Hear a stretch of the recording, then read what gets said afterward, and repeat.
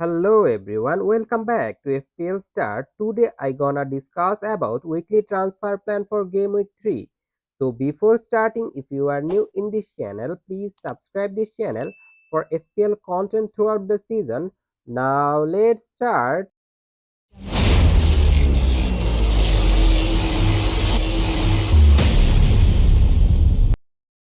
Now move on to the first priority player for game week 3 and it's Palmer. And if you look at his playing against Wolves, he scored one goal and provided three assists to Madueke. And in this match, he playing as a number 10 for Palmer. He mostly playing in the right wing in the previous season, but now he's playing in the center and he's playing well in this position. And if you look at his next fixture in game week 3, is Crystal Palace home match, and Crystal Palace they already sell their key defender Anderson and they defensively struggle and they concede two goals against West Ham in game week 2, and then Bournemouth away for Palmer is also looking good in game week 4. Then in game week 5, West Ham away, in game week 6, Brighton home are good run of fixture for Palmer. And I think in these four fixture, Palmer will score multiple return. And that's why I think if you want to go for Palmer, then it might be a viable option. But it's very tricky to go for Palmer because you have got Saka, Son, or Salah.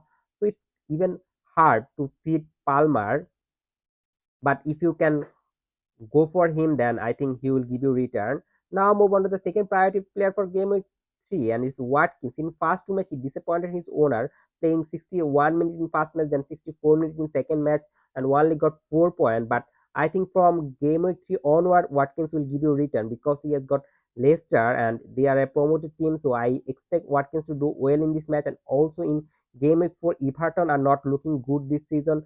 Their defender got injured or red carded, so they are not in a good position in defensively. And their goalkeeper Pickford in last match make a horrible mistake on score in this mistake. And I think Watkin can also do the same, and that's why I think he in game week 4 he is also a good pick. Then in game week 5 he has got Wolves home match, and you seen that.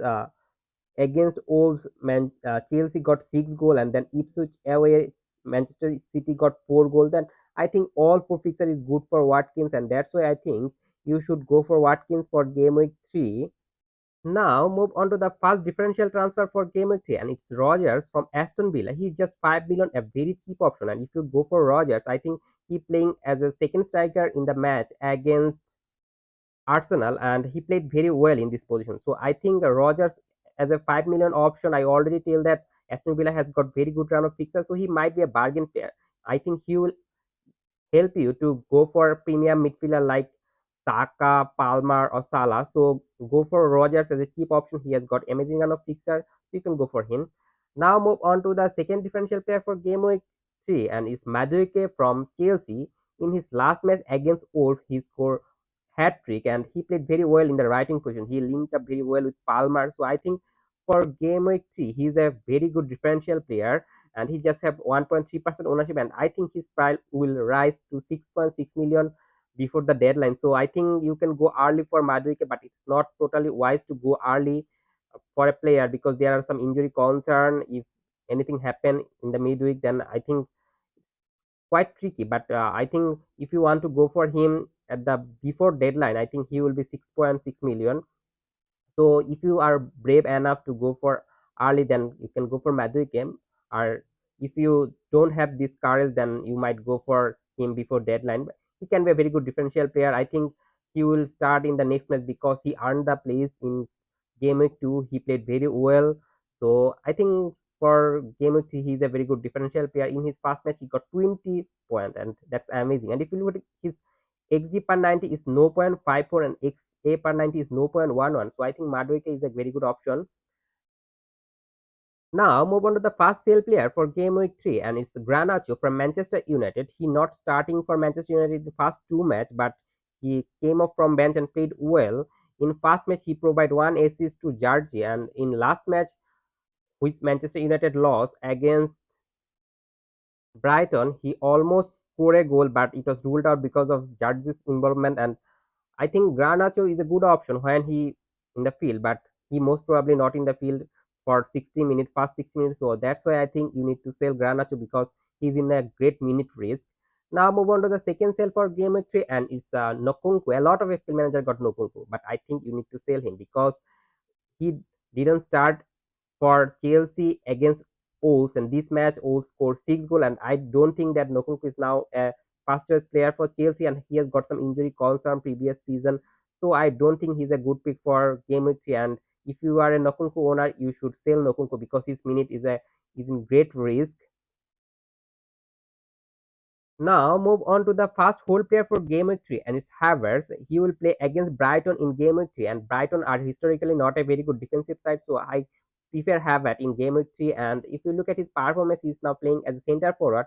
In last two matches, he's played 90 minutes for every game, so it's really nice for Havertz. Whenever he is in the field, he can finish a lot of goal, and he's a very good player to hold. And I think for game week 3, if you don't have Havertz, don't go for him. But if you are Havertz owner, I think this game week you need to hold Havertz, then you can sell him in game week 4. Now move on to the second hold player for game week 3, and it's a controversial one, and it's Eze. I think you need to hold Eze against Chelsea because Chelsea scored 6 goals against Wolves, but they also concede 2 goals and they look defensively vulnerable. So I think Eze is a very creative player, so he can use this Chelsea defense weakness. And also, if you look at Eze's performance in first match, he was unlucky because his goal was ruled out. It's a referee mistake. In second match, he played well, created a lot of chance, but he's totally unlucky in second match also. So I think for game week 3, you need to hold Eze because he has got the potential against Chelsea to score point. And then Leicester home is also a very good fixture for Eze. Now move on to the first ignore player for game week 3, and it's Welbeck from Brighton. In first two matches, he scored 2 goals and provide one assist. But in game week 3, I think you should ignore Welbeck because the obvious reason is that he has got Arsenal away, and Arsenal not a very good side to target in attacking point of view because they are the best defense in the league. So I think against Arsenal, Brighton might score, but it's not looking likely. And that's why I think you should ignore Wilbeck. You can buy him in game week 4, but I think you should stick on your plan in game week 3 in forward position. Don't go for Wilbeck. It's not a good transfer. Now move on to the second ignore player for game week 3, and it's a defender, and it's Pedro Porro. And Pedro Porro has got Newcastle away in game week 3, and it's hard fixture for Tottenham. And Tottenham are not looking good in defensively previously, so going for Pedro Porro against Newcastle and Arsenal to hard fix is not wise, but he can obviously get the attacking return because he is very attacking in the right back position. So that might be an option. So if you are a Pedro Porro owner, you can play him against Newcastle because if you look at the Newcastle performance against Bournemouth are not looking good. They score 1 goal and it's Gordon goal, but not looking good in defensively and offensively. They lose a lot of ball in the midfield. So I think Tottenham will win the match against Newcastle away, but still I think they can concede, and that's why I think you should ignore Pedro Porro for game week 3. Summarize them all. The priority transfer for game week 3 is Palmer and Watkins. If you don't have this kind of player, then you should go for them. And the differential player for game week 3 is Rogers and Madueke. And if you have Garnacho or Nkunku in your team, you need to sell them. And hold is the player Havertz and Eze. And if you don't have Welbeck and Pedro Porro for game week 2, I think you don't need to go for them in game week 3. And that's all for today. If you enjoyed this video, please like this video. And if you are new in this channel, please subscribe this channel and don't forget to press the bell icon. Good luck for your team.